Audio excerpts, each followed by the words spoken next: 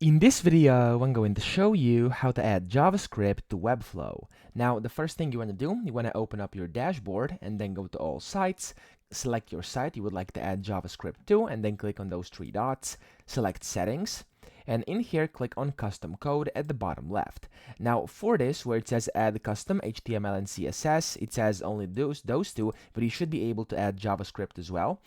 Then what you'll need is, of course, a site plan. So you want to click over here, and as you can see, those are the plans, and the basic CMS and business plan are going to allow you to put in your custom code. As you can see over here, it says you can add custom code and scripts that apply to your entire site or only individual pages. And then once you actually get one of those site plans, you'll see over here, you'll be able to embed JavaScript into your site, and it will be added to either the head code section or before the closing body tag. So that's pretty much it. I hope this video helped you out. If it did, please subscribe to the channel and help me out as well.